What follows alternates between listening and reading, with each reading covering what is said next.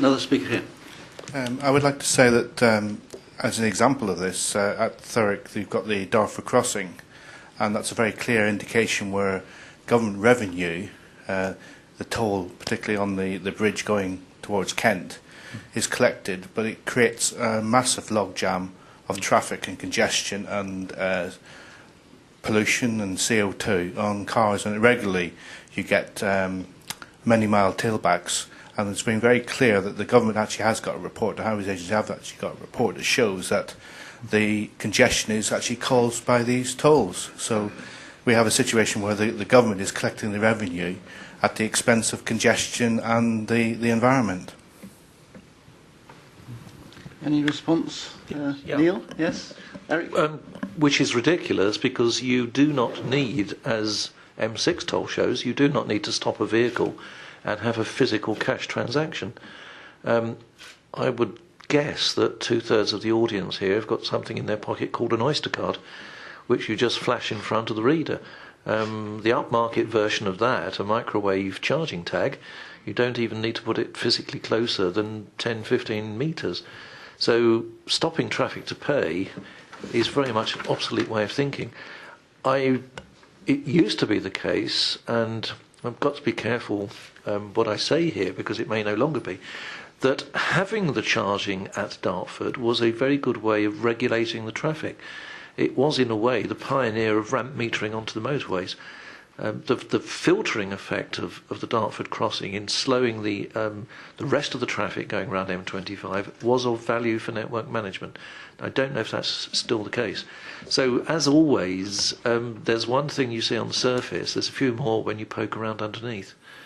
Yes, if I can actually add to that, in terms of the revenue that the government gets, the toll has recently been increased to £1.50, which actually, instead of a £1, and that actually, people getting 2 coins and putting a coin in one after the other, it's actually increased the queues on that section.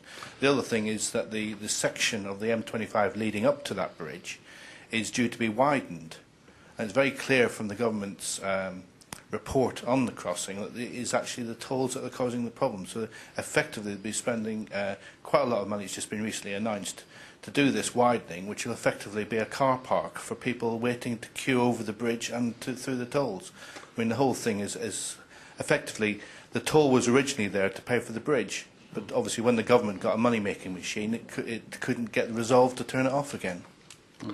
I think it's interesting you raised the question, Dartford, because I was actually there about last week, in fact, talking to DFT.